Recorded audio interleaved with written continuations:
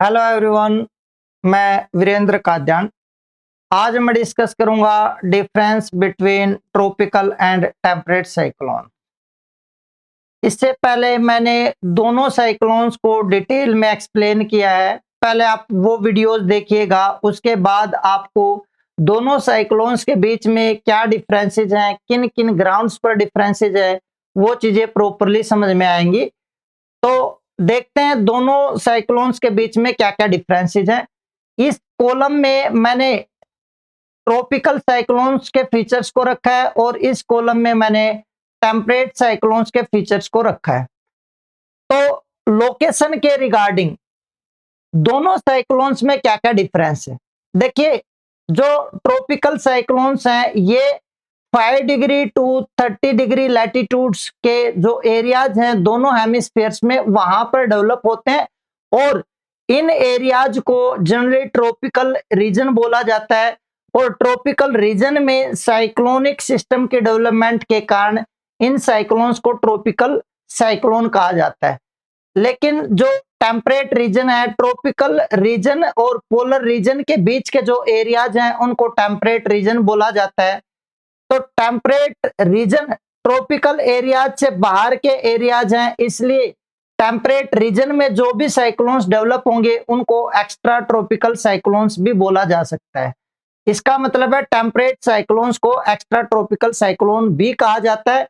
और जो temperate cyclones हैं इनकी development 35 degree to 65 degree latitudes के जो एरियाज हैं दोनों हेमिस्फीयर्स में, वहां पर टेम्परेट साइक्लोन्स की डेवलपमेंट होती है।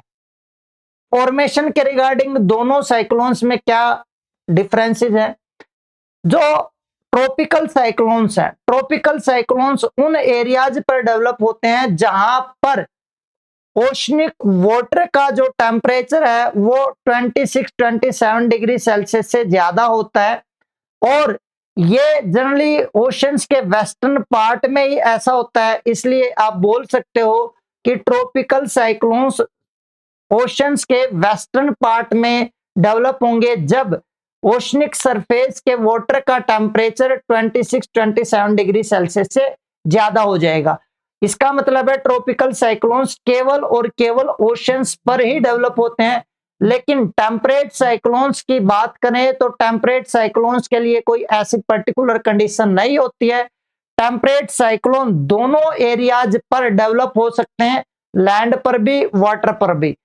और इसकी डेवलपमेंट के लिए एक एसेंशियल कंडीशन ये होती है कि जो कॉन्ट्रास्टिंग प्रॉपर्टीज की एयर मासेज होती हैं, मींस जो कोल्ड और वार्म एयर मासेज होते हैं वो कन्वर्ज करनी चाहिए और उसके बाद फ्रंट्स फॉर्मेशन होने चाहिए। और ये कन्वर्जेंस लैंड पार्ट पर भी हो सकती है, वाटर पार्ट पर भी हो सकती है। इसलिए टेम्परेट साइक्लोन्स दोनों एरियाज में लैंड और वाटर पर डेवलप हो सकते हैं। स्ट्रक्चर के रिगार्डिंग दोनों साइक्लोन्स में क्या डिफरेंस है। जो ट्रॉपिकल साइक्लोन्स है जनरली ये सर्कुलर और इलिप्टिकल शेप के होते हैं और इनके सेंटर में एक ड्राई जोन होता है जहां पर लो प्रेशर होता है और एयर नीचे डिसेंड करते हैं, जिसको आई ऑफ द साइक्लोन बोला जाता है। आई ये ट्रॉपिकल साइक्लोन के सेंटर में होती है और इसके चारों तरफ जो विंड है वो तेजी से सर्कुलेट करती है, जो चारों तरफ हीट को स्प्रेड करती है, डिस्ट्रीब्यूट करती है। और ये जो थर्मल कंडीशन है लो प्रेशर सेंटर के चारों तरफ यूनिफॉर्म होती है।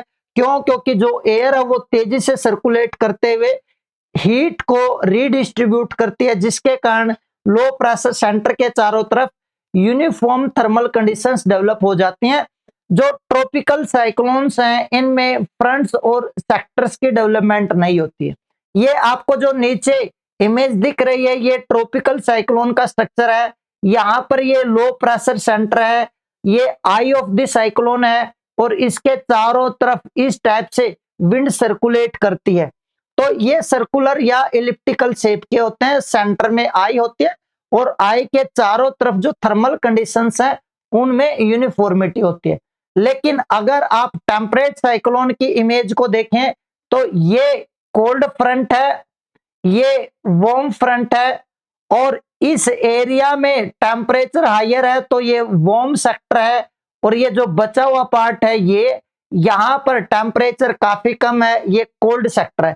तो अगर आप स्ट्रक्चर की बात करें तो टेम्परेट साइक्लोन्स वी शेप्ड होते हैं। यहां पर आप देखिएगा एक फ्रंट ये है, एक फ्रंट ये है, और ये इन्वर्टेड वी जो अल्फाबेट है उसकी शेप का है।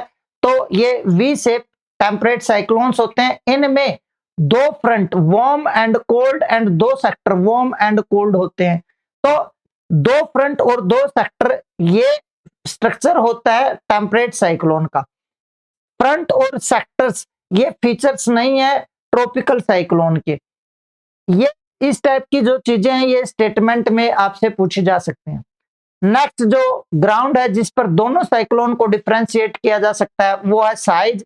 जो डायमीटर होगा ट्रॉपिकल साइक्लोन का वो स्मॉलर होगा, और it will range between 50 kilometre to 300 kilometre.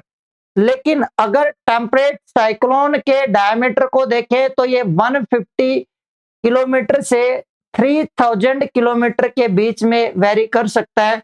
इसका मतलब है टेम्परेट साइक्लोन जो होंगे वो ट्रॉपिकल साइक्लोन से काफी ज्यादा बड़े होते हैं।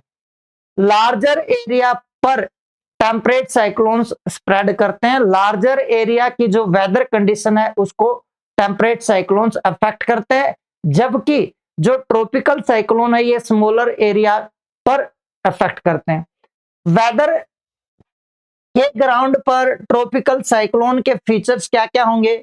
जब ट्रॉपिकल साइक्लोन की डेवलपमेंट होगी तो उसमें मेनली क्यूमुलोनिम्बस क्लाउड्स बनते हैं। क्यूमुलस और क्यूमुलोनिम्बस दो इंपॉर्टेंट क्लाउड की कैटेगरीज हैं, वैरायटीज हैं जो ट्रॉपिकल साइक्लोन की डेवलपमेंट के टाइम पर डेवलप होते हैं।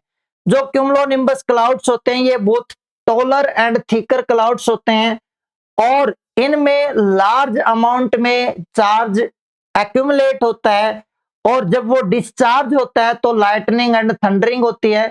तो इसका मतलब है ट्रॉपिकल साइक्लोन्स में lightning and thundering large quantity में होगी, और अगर कंडेंसेशन होगी तो रेनफॉल भी होगी। क्यूमुलोनिम्बस क्लाउड्स बहुत ज्यादा टॉलर और लार्जर बॉडी होती है, इनमें लार्ज अमाउंट में मॉइस्चर होता है। जब उस मॉइस्चर की कंडेंसेशन होगी तो हैवी रेनफॉल होगी। तो लो प्रेशर सेंटर के चारों तरफ हैवी रेनफॉल कॉज करते हैं ट्रॉपिकल साइक्लोन्स। टेम्परेट साइक्लोन्स में दो फ्रंट बनते हैं, एक कोल्ड फ्रंट और एक वार्म फ्रंट। कोल्ड फ्रंट के अलोंग डेवलप होने वाले क्लाउड्स अलग होंगे, वार्म फ्रंट के अलोंग डेवलप होने वाले क्लाउड्स डिफरेंट टाइप के होंगे। जो कोल्ड फ्रंट है वहां पर मेनली क्यूमुलोनिम्बस क्लाउड्स बनते हैं जो हैवियर रेनफॉल कॉज करते हैं, लेकिन जो वार्म फ्रंट है उसके अलोंग मेनली निम्बोस्ट्रेटस क्लाउड्स की डेवलपमेंट होती है, जिनसे रेनफॉल लंबी ड्यूरेशन के लिए होगी लेकिन रिलेटिवली लाइट रेनफॉल होगी।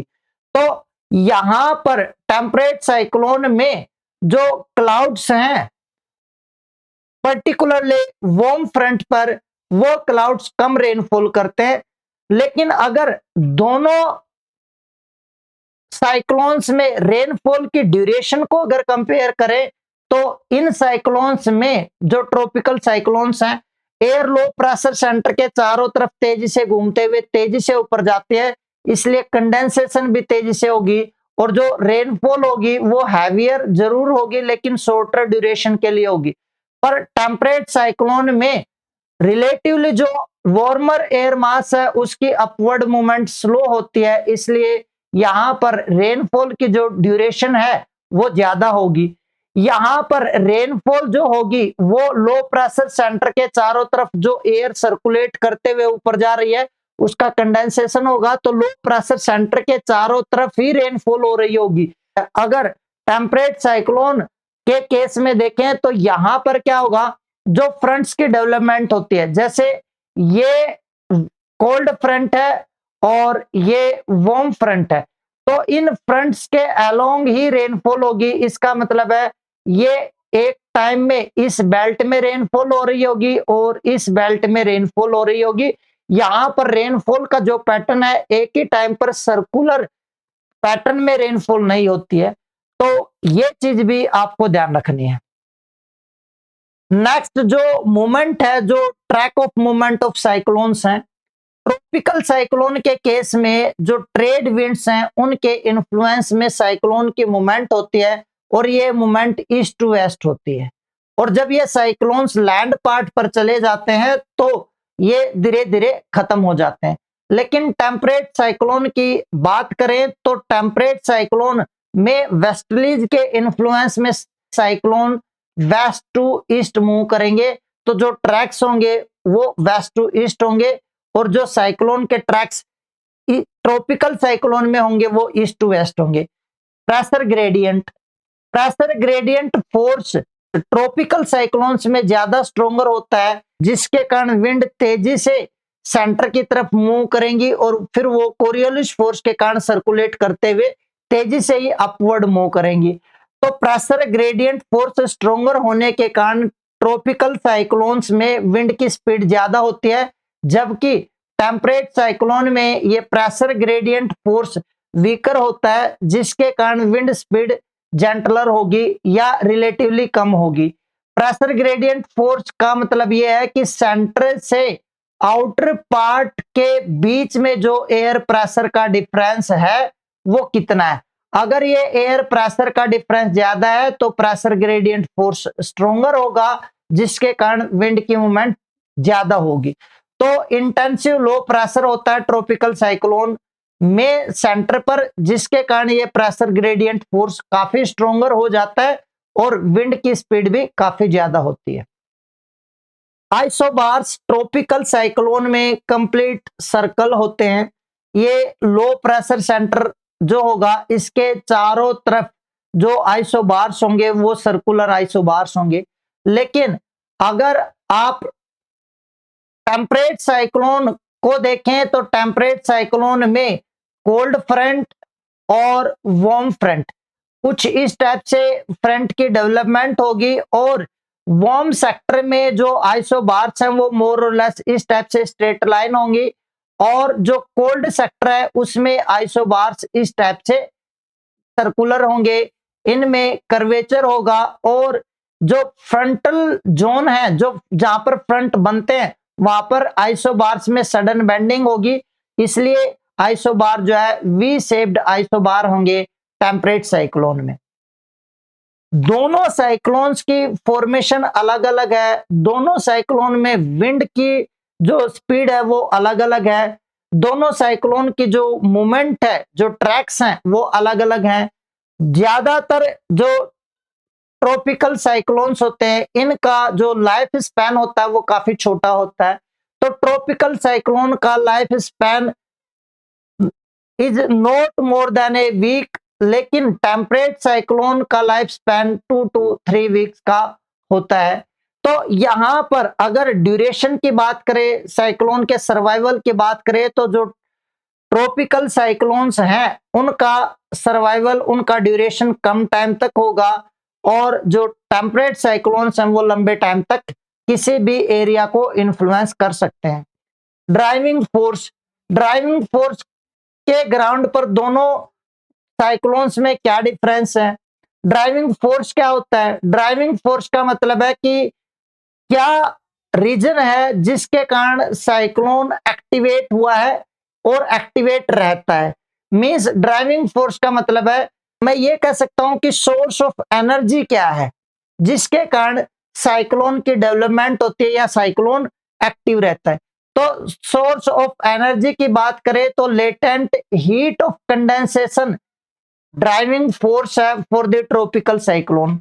लेटेंट हीट ऑफ कंडेंसेशन का मतलब है कि जो मॉइस्चर अमाउंट एयर में अवेलेबल है उसमें कंडेंसेशन होगा और उस कंडेंसेशन के कारण ही सेंटर पर लो प्रेशर की लंबे टाइम तक डेवलपमेंट होगी और लो प्रेशर सेंटर लंबे टाइम तक अगर डेवलप रहेगा तो आउटर एरिया से लो प्रेशर सेंटर की तरफ एयर अट्रैक्ट होगी, कोरियोलिस फोर्स के कारण वो सर्कुलेट करेगी और कॉन्टिन्यूसली ऊपर मूव करेगी, जिसके कारण साइक्लोन बना रहेगा।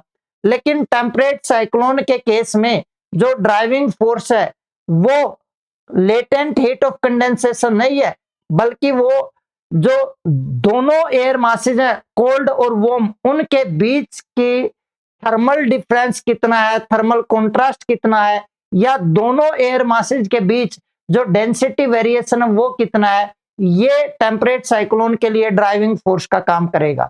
जो ट्रॉपिकल साइक्लोन्स होते हैं, ये कहा जाता है कि जब ये लैंड पार्ट पर चले जाते हैं तो इनकी डेथ हो जाती है, ये खत्म हो जाते हैं।